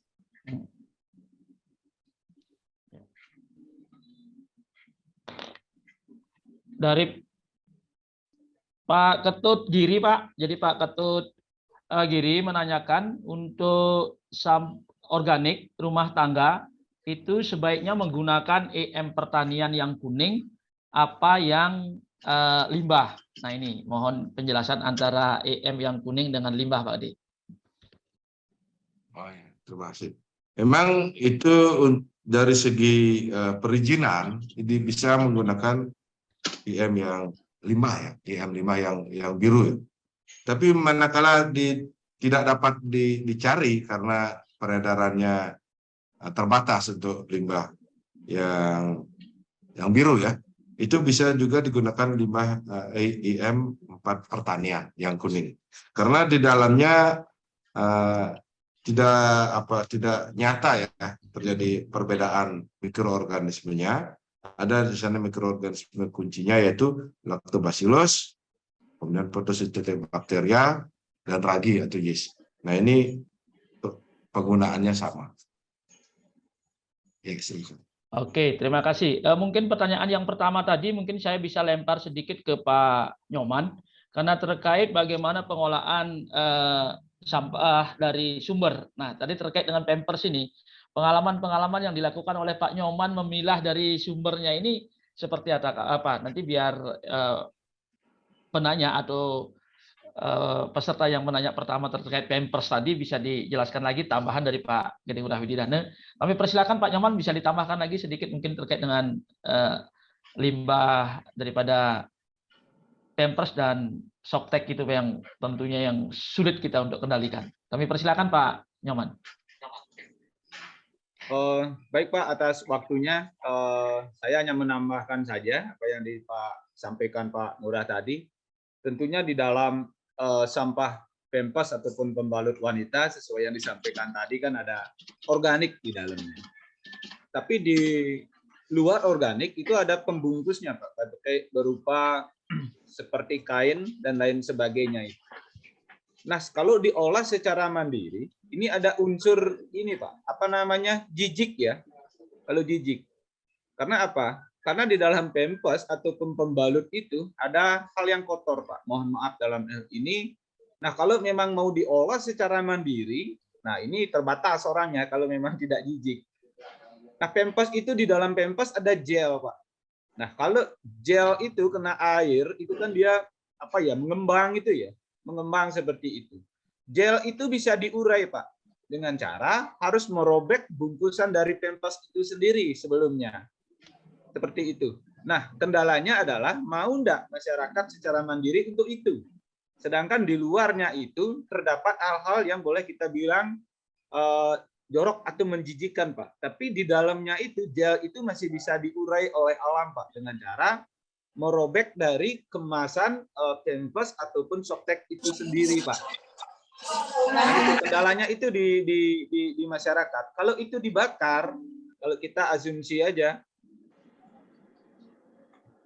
asumsi saja gel itu dibakar, tentunya prosesnya akan sangat lama, Pak. Takutnya kami di sini dalam proses pembakaran itu akan menimbulkan permasalahan baru, Pak. berarti polusi udara dan lain sebagainya. Demikian Pak tambahan dari kami, Pak. Ya, terima kasih Pak Komang. Mudah-mudahan tadi Bapak yang menanyakan untuk terkait dengan Pampers bisa lebih jelas lagi ya. Jadi dampak dari limbah Pampers itu pengelolaannya seperti apa. Oke, pertanyaan selanjutnya dari Bapak Nyoman Dawan. Nah, ditujukan kepada Bapak Gede Ngurah Wididana. Jadi beliau mempunyai suatu pengalaman membeli probiotik atau E4 yang kuning untuk dipergunakan fermentasi. Nah, bagaimana tolok ukur gagal dan sukses dalam proses fermentasi ini? Nah, jadi mohon diberikan pengalaman daripada Pak Gede Ngurah Wididana, tolok ukur daripada sukses proses fermentasi ini dengan gagalnya. Kami persilakan waktunya Pak Gede. Ya, terima kasih. Jadi untuk kegagalan daripada proses fermentasi limbah organik itu ada bau busuk ya. Jadi bau yang menyengat yang tidak bagus, kemudian ada banyak lalat ditumbuhin belatung ya. Itu biasanya ada kegagalan. Biasanya kalau kita itu agak teledor, misalnya penutupannya kurang atau juga terjadi proses pembusukan, dia akan ada banyak telur ya. Telur lalat yang menetas menjadi belatung. Itu termasuk gagal. Kemudian bau busuk. Dan ada lagi pertanyaan, kalau fermentasi dari limbah perikanan itu sangat bagus ya. Bahannya untuk pupuk sangat bagus, misalnya dari sirip, limbah, kepala ikan dan lain sebagainya. Bahkan bisa diproses menjadi pupuk ikan, pupuk cair ikan. Ini sangat bagus untuk dicebarkan ke dalam tanah. Sekian dan terima kasih. Silakan Pak. Oke, ya tadi pertanyaan Pak Adam Nurpan sudah dibahas oleh Pak Gede terkait dengan limbah perikanan tadi ya. Ini Pak Gede ada satu pertanyaan dari Bapak Julius, Pak Gede. Jadi di sini Pak Julius menanyakan dalam proses fermentasi khususnya kohe, ya beliau fermentasi kohe apakah harus dibolak-balik? Ya. Jika tidak dibolak-balik, apa fermentasinya itu maksimal hasilnya atau bagaimana Pak? Bisa dijelaskan Pak Gede? Ini tergantung dari kalau ya sumber daya tenaga ya. Kalau dia itu banyak, tentu mau bolak-balik dengan menggunakan traktor ya atau alat perak. Tapi dalam sedikit juga digunakan tenaga manusia. Tapi bagaimana caranya biar menghemat tenaga? Itu jangan tinggi. Jadi gundukannya itu kurang dari 1 meter, itu cukup ya. Cukup membolak baliknya cuma 1 kali sampai 2 kali, itu cukup. Jangan, artinya proses fermentasi itu jangan sampai terjadi panas yang tinggi sampai di atas 80 derajat atau 70 derajat, tetap di 50 sampai 60 itu ini akan fermentasi menjadi stabil. Jadi bagaimana cara mengendalikan suhu fermentasi biar tidak tinggi? Dikasihlah di dalam gundukan itu pipa-pipa pembuangan gas. Pipa itu bisa digunakan dengan bambu atau juga dengan paralon, sehingga gas itu panasnya bisa keluar, sehingga tidak perlu dibolak-balik, tinggal ditutup kemudian dibuka lagi. Begitu dengan plastiknya. Jadi tekniknya sederhana sebenarnya, bagaimana kuncinya menjaga suhu fermentasi jangan sampai tinggi. Karena suhu yang tinggi itu bisa mengarah pada proses pembusukan. Ya, terima kasih. Oke, terima kasih. Itu tadi pertanyaan atau penjelasan dari Bapak Gede Ngurah Wididana terhadap Bapak Julius. Jadi mudah-mudahan tadi apa yang disampaikan bisa menambah wawasan atau bisa dipraktekkan langsung dengan penjelasan yang disampaikan tadi. Ini ada satu pertanyaan lagi dari Papua, yaitu Bapak Sepriason. Nah, dari Papua, untuk mengetahui kandungan daripada NPK pupuk organik yang setelah difermentasi. Nah, jadi pengalaman Pak Gede secara ilmiahnya untuk mengetahui kandungan NPK setelah pupuk itu kita fermentasi dengan menggunakan tentunya probiotik dengan E4, Menurut pengalaman Pak Gede gimana ini untuk mengetahui kandungan daripada NPK yang dikandung oleh pupuk organik setelah kita fermentasi? Kami persilakan Pak Gede. Ya, ini untuk mengetahui kandungan NPK-nya kita harus bawa ke laboratorium ya. Laboratorium. Nah, tentu kalau kita membuat suatu pupuk organik yang difermentasi dan mendapatkan perizinan, tentu harus ada data ya, kandungan nutrisi makro, nutrisi mikro, kemudian kita uji di laboratorium, kemudian lulus. Dan ini tentu bisa kita uji secara berkelanjutan ya, untuk pengontrol atau quality controlnya. Nah, itu secara kuantitatif ya, berapa persen kandungan NPK-nya. Tapi secara kualitatif, jadi secara kualitatif itu artinya tanah yang kita pupuk organik yang kita fermentasi ini bagus apa enggak? Itu kita uji dengan tanaman sayur-sayuran yang berumur 1 bulan. Misalnya dari bayam atau cesip, sayur hijau atau tomat, jadi yang cepat, atau seledri dan lain sebagainya. Itu kalau dia kandungan NPK-nya bagus atau tinggi, itu tanaman itu sangat responsif, terutama pada tanaman sayur-sayuran. Itu secara kualitatif. Secara kuantitatif ya kita harus ke laboratorium. Ya. Iya, oke. Terima kasih Pak Gede. Ya, jadi mudah-mudahan Pak Sepri ya bisa untuk mengetahui kepastian NPK-nya itu berapa sih. Nah, yang pertama secara ini bisa kita mencoba dengan percontohan tanaman. Jadi percontohan tanaman itu dari pertumbuhannya kita akan bisa lihat. Nah, kalau mau secara akurat, secara ilmiah, ya sudah barang tentu kita harus bawa ke lab. Kan seperti itu tadi ya penjelasan dari Pak Gede. Mudah-mudahan nanti itu bisa dicoba ya, dari probiotik yang sudah dijelaskan bisa dicoba dan bisa langsung dites daripada NPK-nya.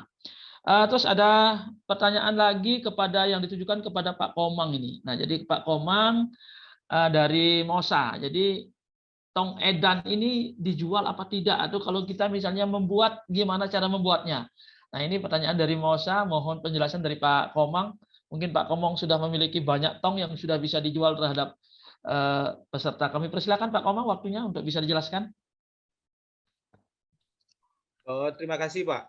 Jadi tong edan ini memang produk lama sebenarnya Pak, sekitar 10 tahun yang lalu seperti itu, di mana menurut kami di sini di rumah tangga adalah jenis komposter yang paling efisien yang bisa kita gunakan Pak. Dan kendala kami di sini adalah dari bahannya Pak. Bahan gentong yang biru ukuran 160 liter itu di pasaran yang bekasnya masih lumayan Pak, di harga 300.000 seperti itu.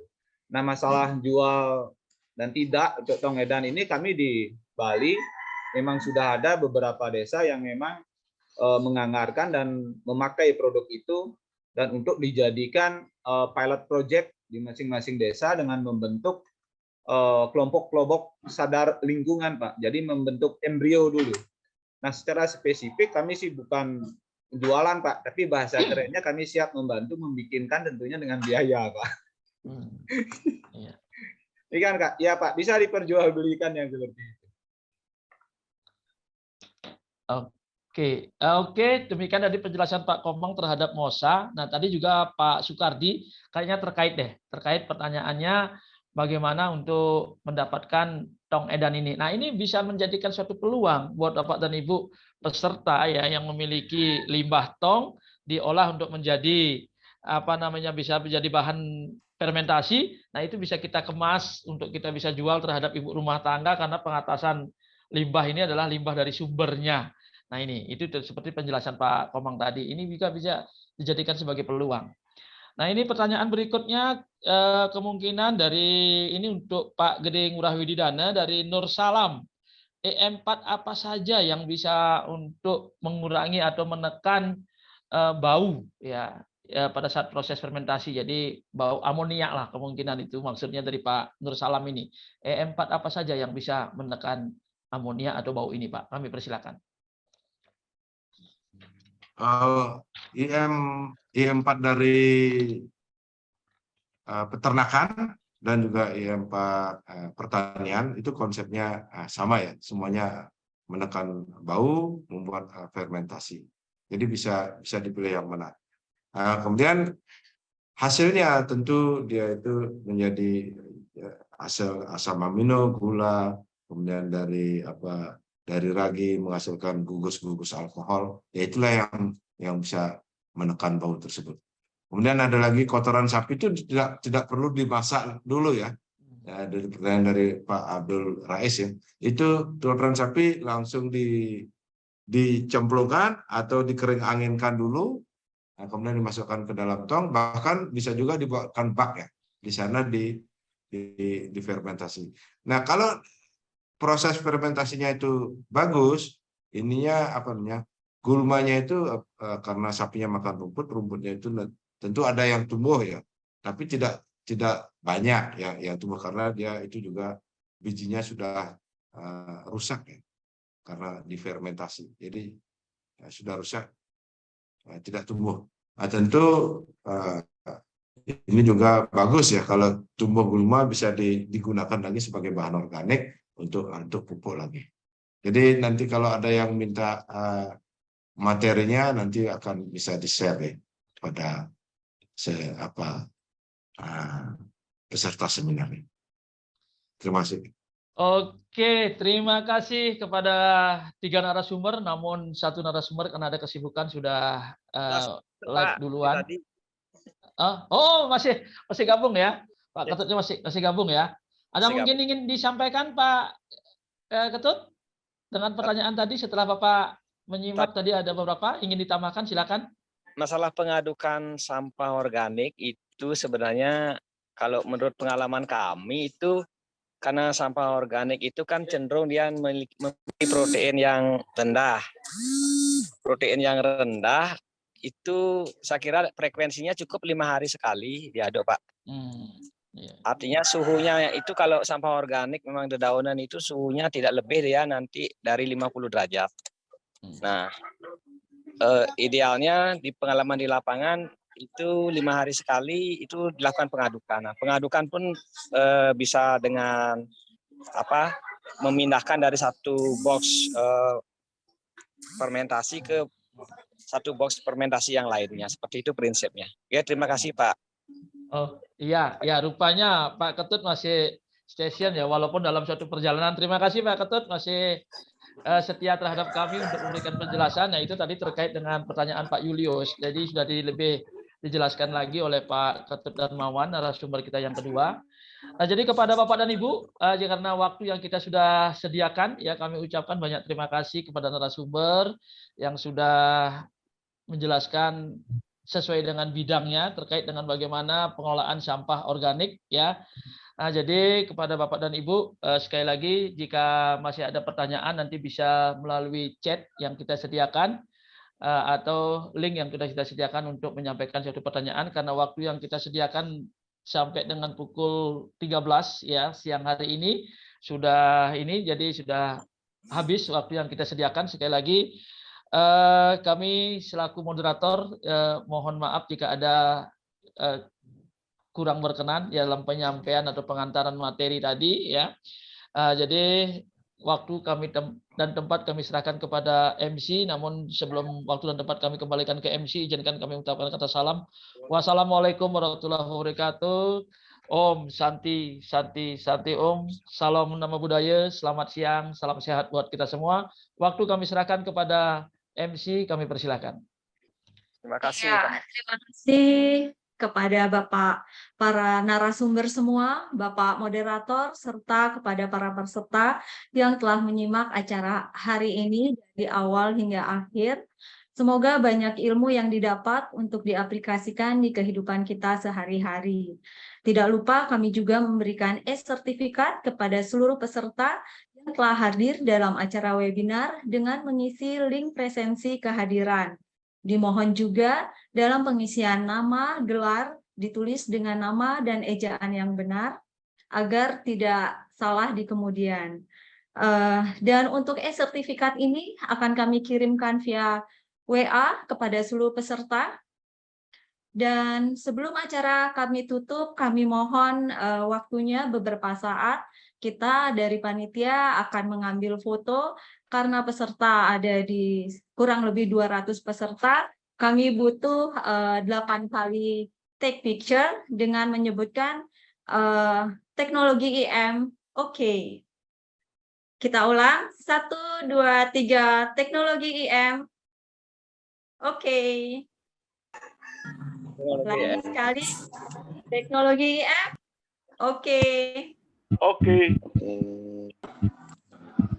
1, 2, 3.